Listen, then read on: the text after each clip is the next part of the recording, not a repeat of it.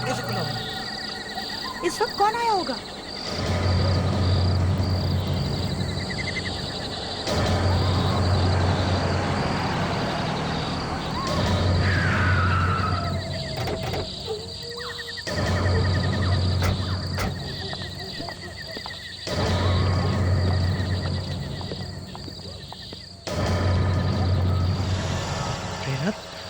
दरवाजा खुला कैसे रह गया? लगता है कोई घुसा है अंदर। शायद कोई चोर अंदर हो सकता है।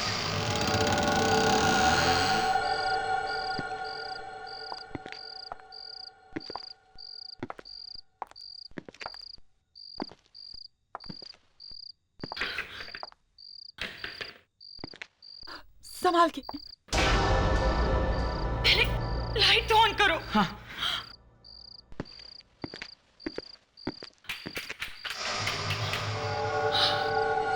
लगता है लाइट भी काट दी गई है।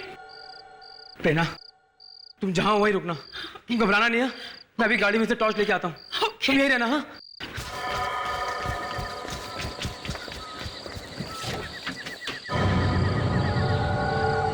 कौन है घर में? कौन घुसा है अंदर?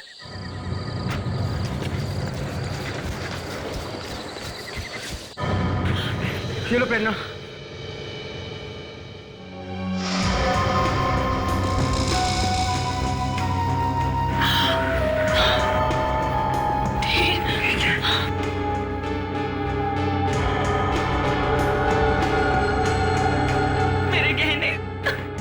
देखो प्रेरणा,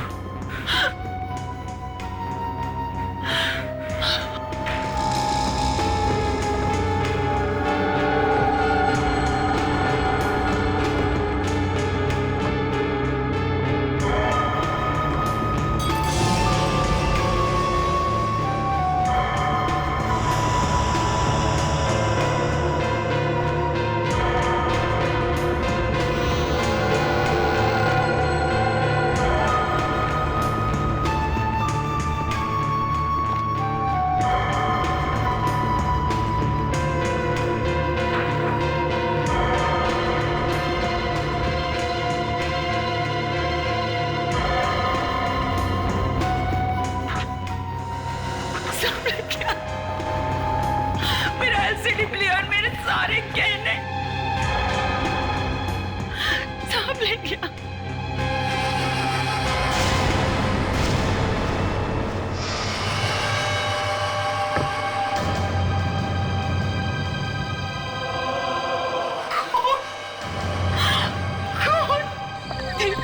हम पुलिस को फोन करो, चाहे वो अभी भी यहीं कहीं छिपा हो सकता है। हाँ मैं करता हूँ।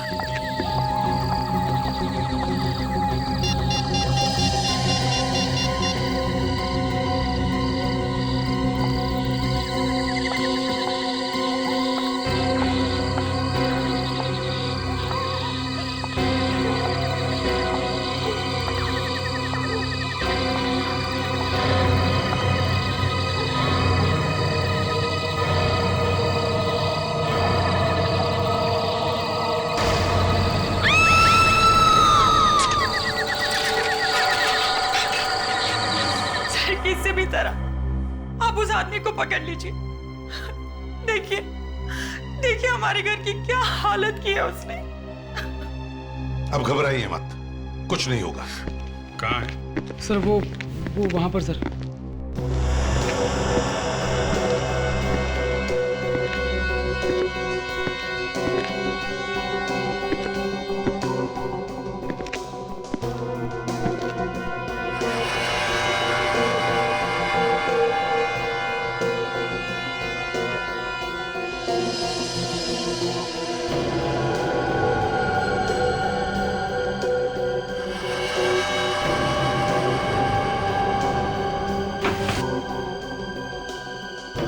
पूरे घर में सिर्फ यहीं पे निशान है और कहीं भी नहीं है।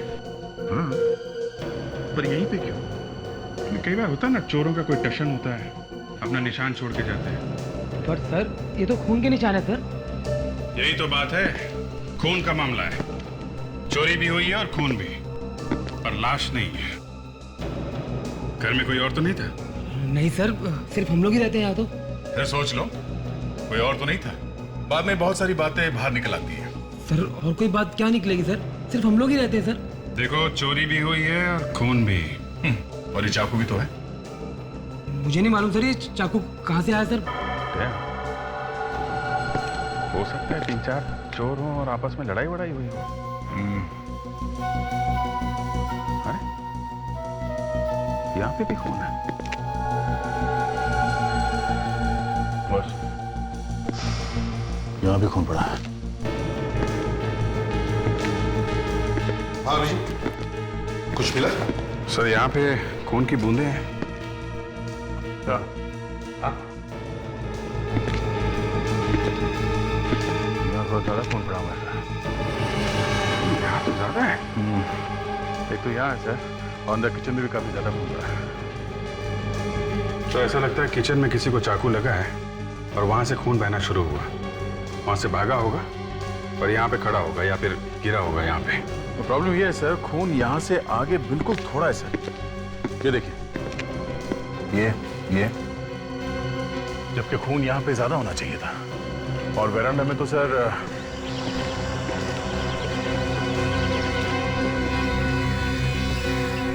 कहीं भी एक बूंद नहीं है सर, एकदम साफ है। इधर भी नहीं है। तो सर खून की आखिरी बूंद यहीं पे है। एक मिनट सर, ये क्या है?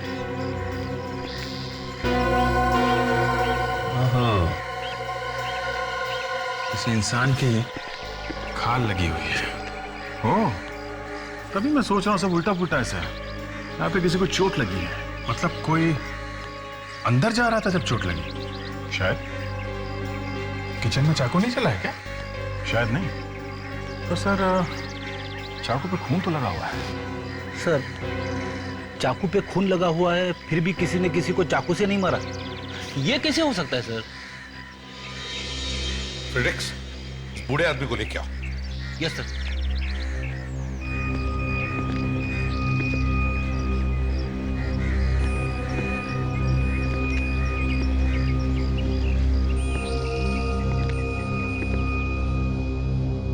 बिठाओ इन्हें।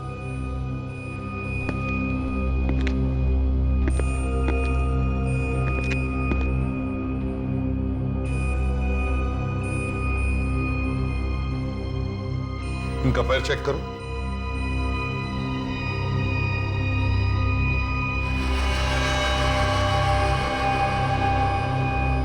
सर पैर में चोट लगी है। मतलब जब ये घर के अंदर है तब ये कील लगी है।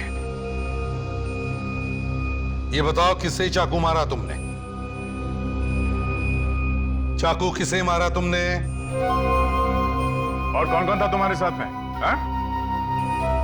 अरे अब तो पकड़े गए हो, सच सच बता ही दो। सर लग तो ऐसा रहा है कि इन्होंने कई दिनों से खाना तक नहीं खाया। ठीक है, ले चलो इसे ब्यूरो में। इसे नहलाओ धुलाओ खाना खिलाओ, फिर देखते हैं चक्कर क्या है।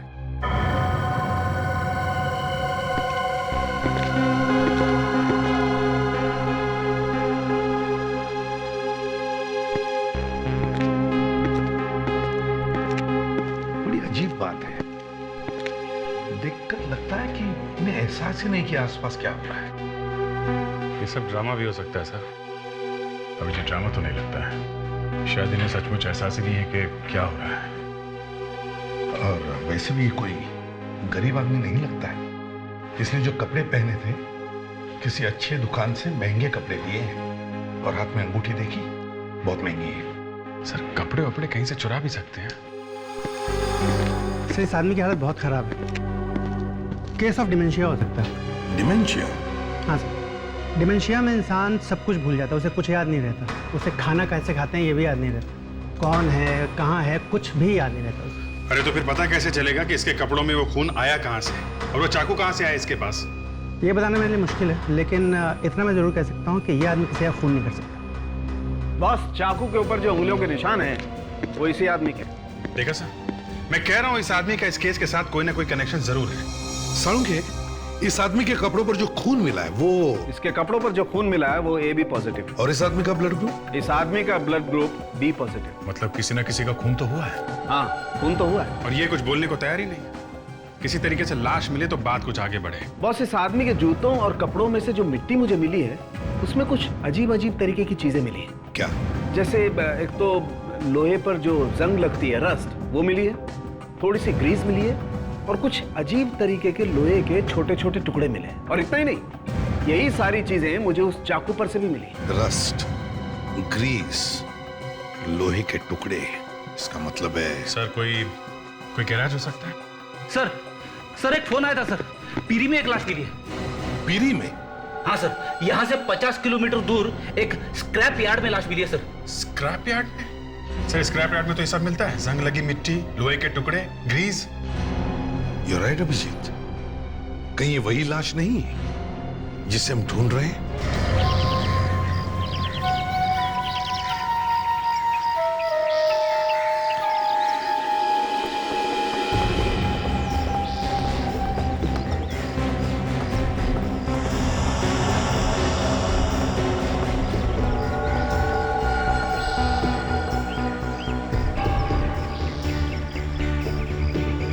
कपड़े देख के तो ऐसा लगता है किसी अच्छे घर की है।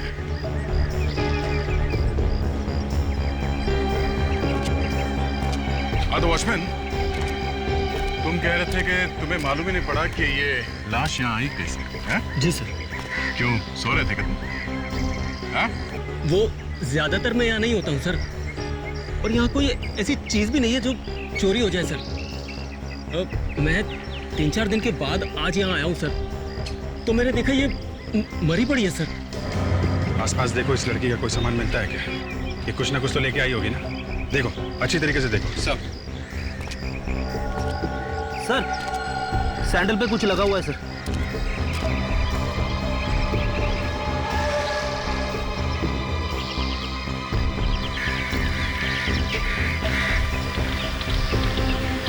ये तो पेंट है।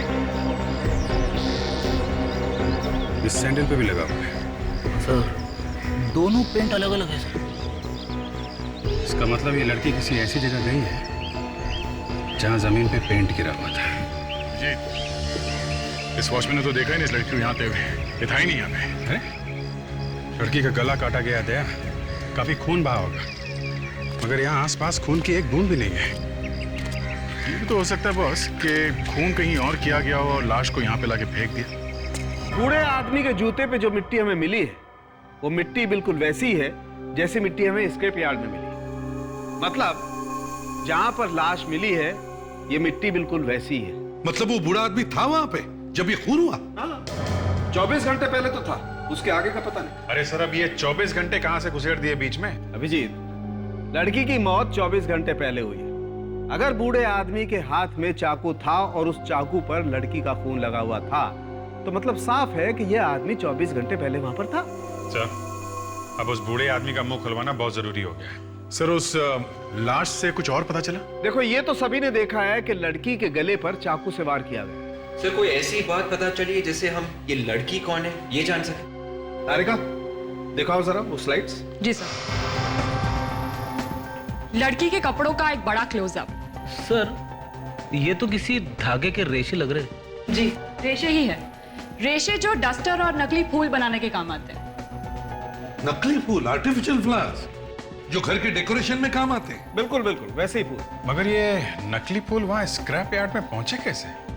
सिर्फ इतना ही नहीं, ये जो अलग रंग दिख रहे हैं ना, ये पोलन सीड्स के धब्बे हैं। मतलब असली फूलों में से निकलता है वो पोलन सीड्स? हाँ, वही फूलों के बीज। और ये ऐसे वैसे फूल नहीं है, एंड्रोइस ब्लू। एंड्रोइस ब्लू?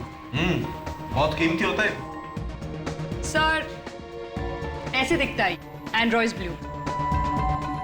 तो क्या लड़की की मौत किसी फूलों से भरे बाग के बीच में हुई है क्या? और सर, दोनों तरह के फूल हैं, असली भी और नकली भी। सर, ये भी तो हो सकता है कि खूनी स्क्रैप यार्ड में जाने से पहले किसी फूलों की दुकान में गया हो, किसी फ्लरिस्ट के यहाँ। या तो ये लड़की गई हो फूलों की दुकान में, फ्लोरिस्ट शॉप में फूल खरीदने के लिए, वहीं पे मिलेंगे ये दोनों, असली फूल और नकली फूल भी।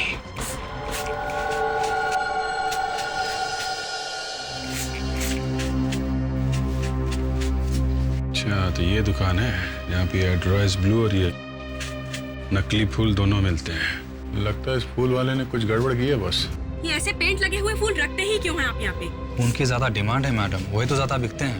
ये रंग जाएगा कि नहीं? निकल जाएगा, कल तक निकल जाएगा, बस घर जाके धोइएगा। ये क्या हुआ है? कुछ नहीं, थोड़ा सा रंग लग गया। थोड़ा सा दूर से ही दिख रहा है। लेकिन लगा कैसे ये? बस यूं ही इधर कहीं। ये लोग असली फूलों के साथ नकली फूल रखते हैं और उसके बाद उस पे हाथ से रंग लगा देते। तो क्या हुआ, कोई गुनाह किया क्या? मैडम ये हमारा बिजनेस है, बिजनेस। मैं तुम्हारी शॉप पे आज के बाद दोबारा कभी नहीं आऊंगी।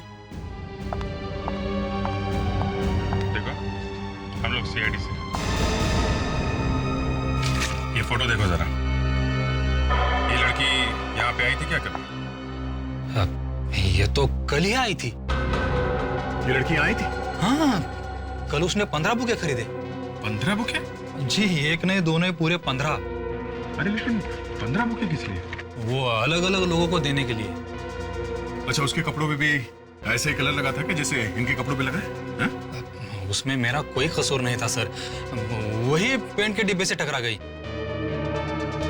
कल वो लड़की फोन पर किससे झगड़ा कर रही थी, बोल रही थी कि वो उसके घर पर आने वाली है। मैंने तो उसके लिए टैक्सी भी बुला के लाई थी। तुमने उसके लिए टैक्सी मंगवाई थी? जी। कहाँ के लिए? वर्ली सी फेस। वर्ली सी फेस, ओके।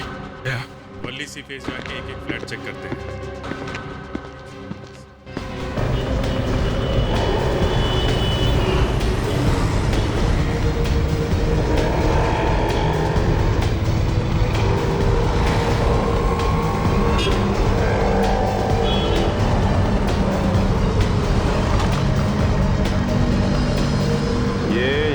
टैक्सी में आई थी। हाँ सर, फूलों वाली मैडम 15-20 गुलदस्ते लेके आई थी टैक्सी में। कौन से फ्लैट में गई थी वो मैडम? रुको रुको मैं देखती।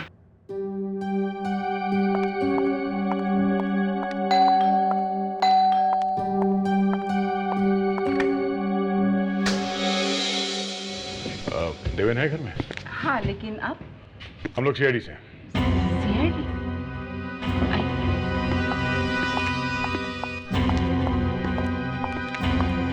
मिस्टर देवेन? जी, मैं ही देवेन हूँ। ये मेरी वाइफ है प्रिया, ये मेरी माँ। आप लोग जरा ये फोटो देखिए। इस लड़की को देखा है पहले कभी? ये तो नंदिता है। नंदिता? हाँ, नंदिता मेरे मैगजीन की एडिटर है। क्या ये नंदिता रात यहाँ करीब 10 बजे आई थी? जी आई थी। देवेन, तुमने मुझे बताया नहीं, नंदिता यहाँ आई थी? आप कहाँ थी जब नंदिता यहाँ पे आई थी? मैं कल किटी पार्टी में गई थी। और आप थी यहाँ पे? मैं शॉपिंग से लौट रही थी। ओह, इसका मतलब जब नंदिता यहाँ पे आई तो आप घर में अकेले थे? जी हाँ, अकेला था। क्यों आई थी नंदिता यहाँ पे? मैंने आपको बताया ना, वो मेरे मैगजीन की एडिटर है, तो नई मैगजीन के लॉन्च की बधाई देने आई थी। उसने मुझे एक बुके दिया। और आपने उसे मार दिया? क्या? अरे नहीं, ये क्या कह रहे हैं आप? हाँ, तुमने उसे मार दिया और फिर उसकी लाश को वहां स्क्रैप यार्ड में जाके फेंक दिया। क्यों? अरे नहीं, मैं ऐसा क्यों करूंगा? वो तो यहाँ सिर्फ 10 मिनट के लिए थी। कह रही थी कि ऑफिस में फोटोशूट है और उसे दूसरे लोगों को बधाई देनी है और बुके बांटने, तो वो चली गई ऑफिस। चलिए आपके ऑफिस चलते हैं। आइए, चलिए आइए।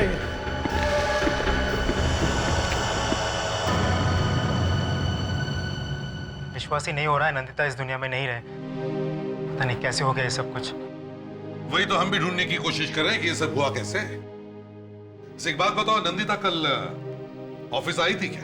नहीं सर, शायद कल नंदिता ऑफिस आई नहीं थी। शायद मतलब? सर एक्चुअली कल हम बहुत बिजी थे, हमारी मैगजीन का इंटरनेशनल एडिशन लॉन्च हो रहा है, उसी के चक्कर में लगे हुए थे और किसी को ध्यान ही नहीं रहा। कमाल है, किसी को भी ध्यान नहीं रहा कि नंदिता कल यहाँ पे आई थी या नहीं। अच्छा ये बताओ, नंदिता का ऑफिस में किसी के साथ झगड़ा, किसी के साथ दुश्मनी? एक है सर जिसके साथ कुछ हुआ था। कौन है वो? वंशिका, प्रतीक तुम्हारा दिमाग तो ठिकाने पर है। सर वो एक साथ ऑफिस में काम करते हैं तो छोटे मोटे झगड़े होते ही रहते हैं। और सर उसकी कुछ और ही प्रॉब्लम थी। कैसी प्रॉब्लम? सर उसके बॉयफ्रेंड ने उससे शादी करने से मना कर दिया था और इसी बात में उनके बीच झगड़े भी होते थे। क्या नाम क्या था उसका? सर नाम तो नहीं मालूम, लेकिन वो अक्सर ऑफिस के बाद उससे मिलने जाती थी टैक्सी लेके कुलाबा। कुलाबा में कहाँ? सर वो तो नहीं पता। किसी को तो पता होगा। आप में से किसी को मालूम है कि नंदिता कोलाबा में कहाँ जाती थी? सर रूही को पता होगा। अभी रूही कौन है? रूही नंदिता की बहन। काश मैं अपनी बहन को बचा पाती। अगर मुझे पता होता तो मैं शायद उसकी मदद कर पाती और शायद। हमें भी बहुत दुख है आपकी बहन की मौत का। ये लीजिए पानी पीजिए। Thank you. रूही जी, आपके और नंदिता जी के संबंध कैसे थे? अच्छे ही थे। तो आपको उसकी हर बात के बारे में सब कुछ मालूम ही होगा। आप लोग साथ में ही रहते थे ना? सर वो एक्चुअली नंदिता मेरी सगी बहन नहीं थी। ओह, सगी नहीं थी तो मतलब दुश्मन थी? हैं? कोई संबंध नहीं था आपस में आपके? नहीं नहीं, ऐसी बात नहीं है। मैं तो उसे अपनी सगी बहन ही मानती थी, लेकिन वो मुझे नहीं मानती थी। उसके डैडी ने मेरी माँ के साथ दूसरी शादी की। उसने मुझे कभी माफ नहीं किया, ना ही माँ को। क्या आपको मालूम था कि नंदिता का अफेयर एक आदमी के साथ में चल रहा था? उसका एक बॉयफ्रेंड था। बॉयफ्रेंड? हाँ। मैंने सिर्फ एक बार नंदिता को किसी आदमी के साथ फोन पर बात करते हुए सुना था। काफी रात हो चुकी थी, शायद वो उसका बॉयफ्रेंड था। और नंदिता अक्सर गुरुवार और शनिवार रात को घर से गायब रहती थी। शायद वो उसी के साथ रहती होगी उस वक्त।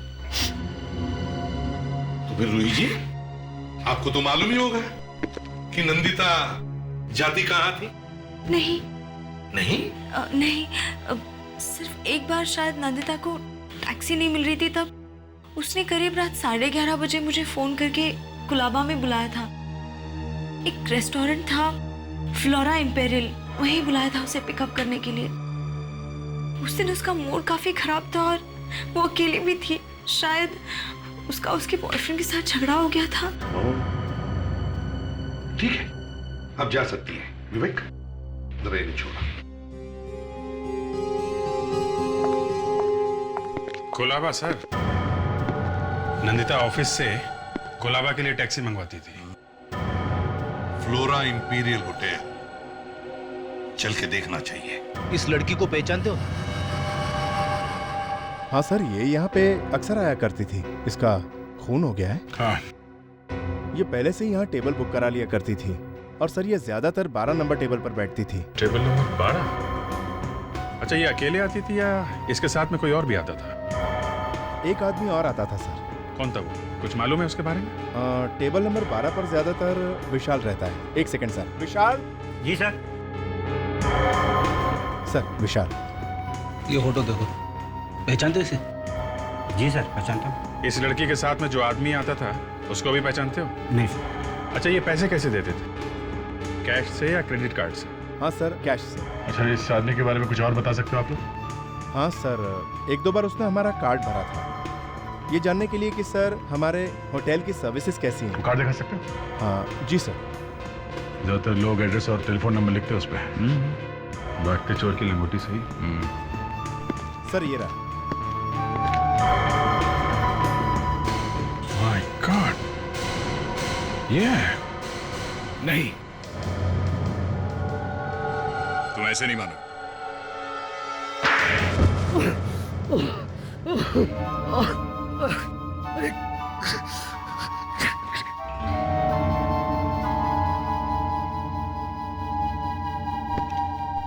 क्यों मारा नंदिता को?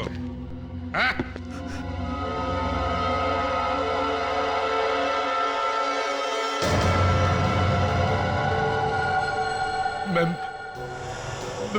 मैं मानता हूँ कि मेरा नंदिता के साथ अफेयर चल रहा था। तो वो कहने लगी कि मेरे साथ शादी कर लो, और शादी तुम कर नहीं सकते थे क्योंकि तुम्हारी एक वाइफ घर पे बैठी है। लेकिन मैंने उसे नहीं मारा।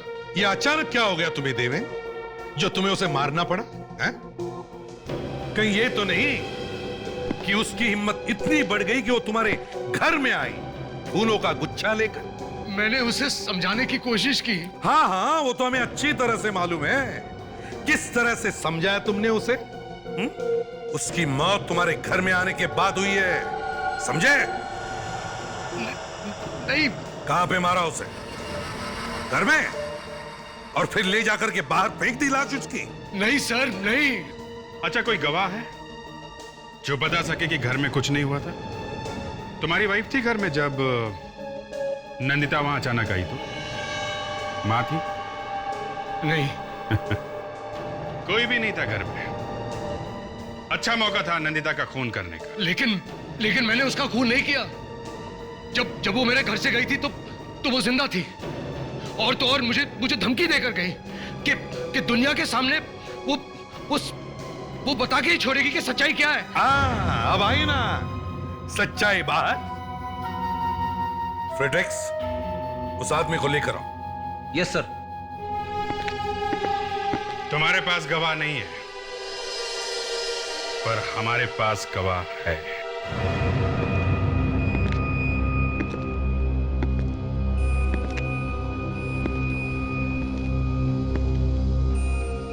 इस आदमी ने देखा है खून होते हुए। मगर खून तो। फ्रेडरिक्स, इनका चेहरा दिखाओ।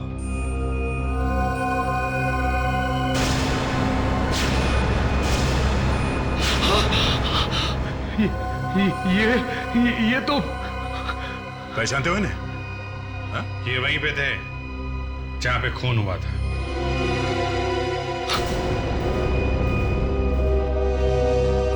इतना डर लग गया कि मुंह ही घुमा दिया। ये मेरे डैडी है। डैडी? तुम्हारे डैडी है और सड़क पे घूम रहे हैं? इनका नाम चंद्रकांत है। मैं और मेरी वाइफ इन्हें बॉम्बे के बाहर छोड़कर आए थे। क्यों? क्योंकि इनकी दिमागी हालत ठीक नहीं है इसलिए? शर्म आनी चाहिए तुम्हें। फ्रेडरिक्स, चंद्रकांत जी को लेके चलिए। देवेन का अफेयर चल रहा था, मुझे तो पता ही नहीं चला। जिंदगी में ये दिन भी देखना पड़ेगा, मालूम नहीं था। पहले कभी आई थी वो घर में? वैसे तो किसी न किसी बहाने से आती ही रहती थी, पर अफेयर होगा ये तो। तुम्हारी नंदिता के साथ अच्छी दोस्ती थी? इनके साथ, देवेन की सौतेली माँ इनके साथ बहुत ज्यादा बात करती थी। तभी मुझे समझ जाना चाहिए था कि इनको मालूम था। ये क्या कह रही हो तुम? और नहीं तो क्या, देवेन ने आपको बताया होगा ना, तभी तो आप इतना घुल मिल के बातें करती थी। ये देखो, बिना बात की कोई कहानी मत बनाओ तुम। क्या बातें करते थे आप लोग आपस में? आप इसकी बातों पे मत जाइए, ये झूठ बोल रही है। मैं झूठ बोल रही हूँ? मैं झूठ बोल रही हूँ? एक तो मेरे हस्बैंड का अफेयर करवाया तुमने, और ऊपर से। प्लीज प्रिया, माँ को क्यों फंसा रही? इन्हें मालूम नहीं था। चंद्रकांत जी, अब ये फोटो देखिए, ये फोटो देखिए चंद्रकांत जी। अब यहाँ पे खून हुआ है।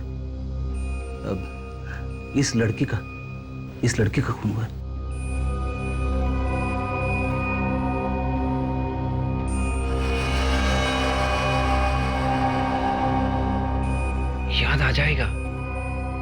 याद आ जाएगा, डोंट वरी। देवेन, क्या इन्हें वाकई मालूम नहीं था कि तुम्हारा अफेयर चल रहा था नंदिता के साथ? हाँ? मालूम था?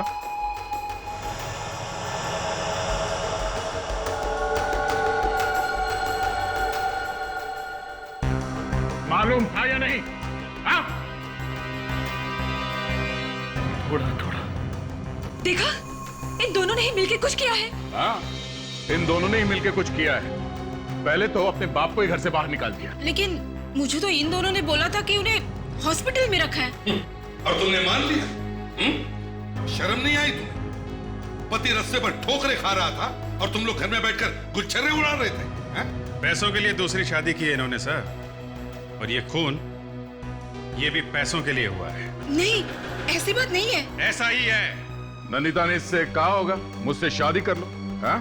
पर ये प्रिया को छोड़ नहीं सकते थे क्योंकि घर में सारे पैसे प्रिया लेके आती थी। तो माँ और बेटे ने सोचा नंदिता को रास्ते से हटा देते हैं, न रहेगा बास न बजेगी बांसुरी। क्यों? मगर इन्होंने ये नहीं सोचा कि जिसे इन्होंने घर से बाहर निकाला उसी ने इन्हें खून करते हुए देख लिया।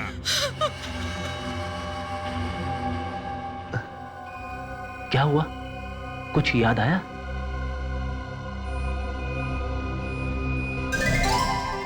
क्या हुआ सर? पता चल गया सर।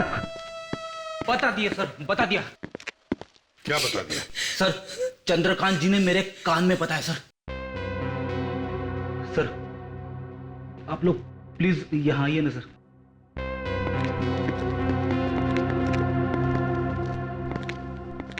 चंद्रकांत जी ने सिर्फ एक शब्द बोला सर। क्या? क्या बोला? बेल। बेल? हाँ सर, घंटी। घंटी? अभिजीत, एक बात समझ में नहीं आ रही है, ये जो बेल की साउंड, मेरा मतलब है ये घंटी की आवाज, चक्कर क्या है? सर, घंटी की आवाज से चंद्रकांत जी खूनी के बारे में कुछ बताना चाहते हैं। ये हो सकता है, ये हो सकता है। सर, मैंने सारी आवाजें डाल दी है सर कंप्यूटर में। गुड, अब शुरू करो।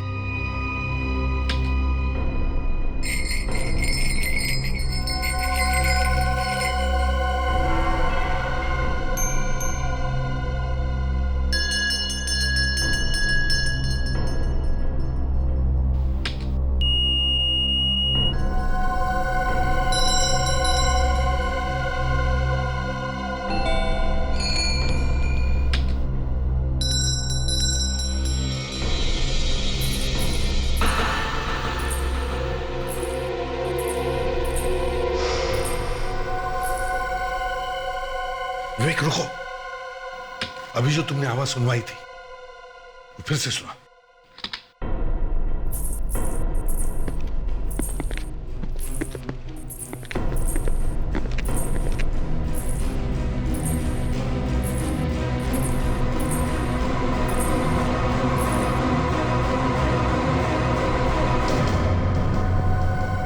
तो इस आवाज के साथ खूनी का कनेक्शन है सर। हाँ, ये बात सही है अभिजीत, मगर आवाज सुनते ही चंद्रकांत जी इधर उधर क्या देख रहे थे? किसे ढूंढ रहे थे? शायद खूनी को। एक काम करो, नंदिता की लाश हमें स्क्रैप यार्ड में मिली है, वहीं पे पता चल जाएगा इस आवाज के पीछे राज क्या है। ये हील का टुकड़ा हमें यहाँ मिला है, यहाँ पे। ये उसके सैंडल में से तभी टूटा होगा जब वो अपनी जान बचाने के लिए भाग रही थी, मगर वो ज्यादा दूर तक भाग नहीं सकी और यहाँ पर खूनी ने उसका गला काट दिया। सर, अगर ये लड़की यहाँ पे गिरी है और उसका इतना सारा खून बहा है, तो फिर वो यहाँ से वहां तक चल के गई कैसे होगी जहाँ पे उसकी लाश मिली? मरने के बाद फिर से जिंदा हो गई? इसका मतलब है फ्रेडी वो जिंदा थी। मौत सामने खड़ी हो तो न जाने कहां से ताकत आई जाती है। चक्कर ये है कि ये नंदिता यहाँ आई क्यों? किसी ने बुलाया होगा उसको यहाँ मिलने के लिए। बुलाया होगा तो देवेन के घर से निकल के तो उसने टैक्सी ली थी और अभी तक वो टैक्सी वाला नहीं मिला जिसके टैक्सी में बैठ के वो यहाँ आई है। सर, वो यहाँ टैक्सी में आई ही नहीं। क्या मतलब? फिर कैसे है? किसी की गाड़ी में बैठ के आई है सर। मतलब देवेन के घर से निकली जब वो फूलों का गुच्छा लेके, तो किसी और से भी मिली? हाँ सर, 14-15 फूलों के गुच्छे थे उसके साथ में सर। सारे के सारे बांटने थे तो। सर, जहां तक मुझे याद है, देवेन बोल रहा था कि नंदिता ने जाते जाते ये कहा था कि वो ऑफिस जा रही है। ऑफिस? वेरी गुड फ्रेडी, कभी कभी तुम्हें सही टाइम पे याद आता है। चलो ऑफिस चलते हैं। वही जो होता आया है आखिर हो ही गया। क्या हो गया? वो जो होता है खूनी। खूनी? हाँ खूनी। खूनी यहीं पर है। हाँ यहीं पर तुम में से ही कोई है। अब झूठ ज्यादा देर तक टिक नहीं सकेगा। हाँ? नंदिता उस दिन यहाँ ऑफिस में किसी आदमी को फूलों का गुच्छा देने आई थी। कौन है वो आदमी, सामने आ जाए। जिस किसी को भी उसने फूलों का गुच्छा दिया सामने आ जाए। हाँ? अब आप सब लोग एक एक करके कैबिन में आ जाए। किस लिए? अंदर हमारा एक आदमी बैठा और वो खूनी को जानता है। जैसे ही वो खूनी को देख लेगा उसे तुरंत पहचान लेगा। समझे? तो अब ज्यादा वक्त बर्बाद मत करो।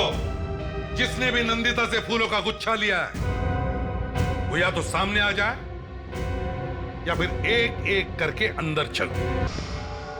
आइए।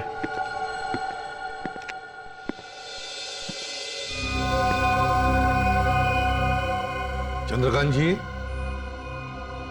जरा देखिए इन्हें। क्या पहचानते हैं इन्हें?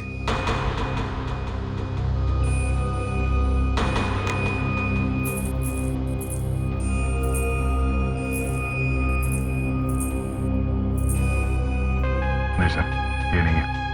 ठीक है, आप जाइए।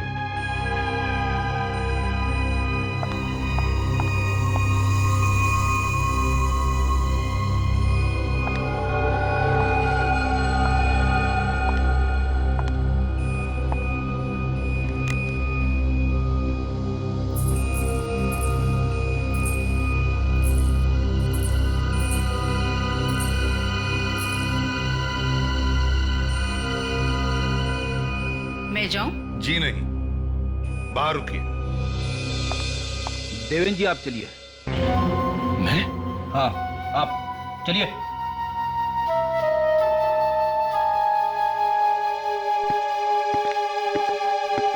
अगला नंबर आपका है प्रिया जी। मेरा? जी।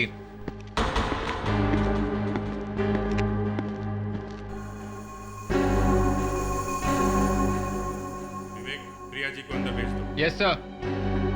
चलिए।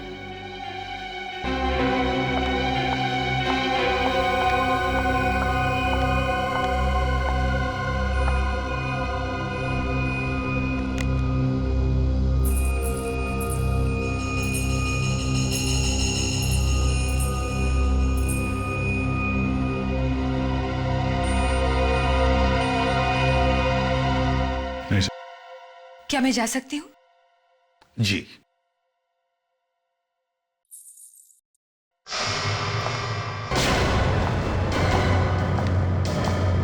एक मिनट प्रिया जी।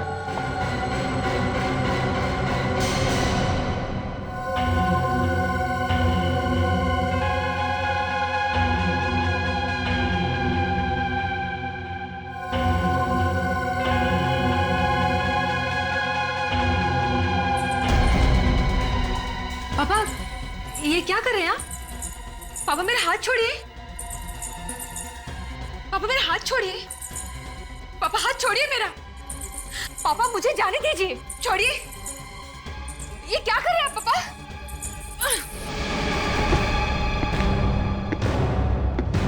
तो वो तुम ही हो। प्रिया, क्या हुआ? अरे क्या हुआ प्रिया? कुछ नहीं, वही हुआ जो हमेशा होता आया है। खूनी पकड़ा गया है। सॉरी, पकड़ी गई है। कौन है खूनी? यही है जो तुम्हारे सामने खड़ी है। प्रिया, तुम? हाँ हाँ मैं। पर सारा कसूर तुम्हारा है। मेरा? हाँ तुम्हारा। मुझे तुम्हारे और नंदिता के बारे में पहले से पता था। उसने जब नंदिता घर आई तुम्हें धमकी देने के लिए, उसके बाद उसने मुझे फोन किया था और उसने मुझसे कहा कि उसे कुछ जरूरी बात करनी है। वो मिली थी तुमसे? हाँ। कहाँ? और कहाँ? स्क्रैप यार्ड, जहां पे इन्होंने नंदिता का खून कर दिया। मगर भगवान भी कैसा खेल खेलता है। जिस आदमी को तुम दोनों ने रास्ते पर फेंका था मरने के लिए, चंद्रकांत जी को, अपने पिताजी, वो उस वक्त वहीं पर थे और उन्होंने तुम्हें देख लिया खून करते वक्त। बेचारे ने गलती से वो फेंका हुआ चाकू उठा लिया स्क्रैप यार्ड से और किसी तरह से वहां बंगले में पहुंच गए। तुम्हें तो सजा मिलेगी, पूरी सजा मिलेगी, फांसी होगी तुम्हें।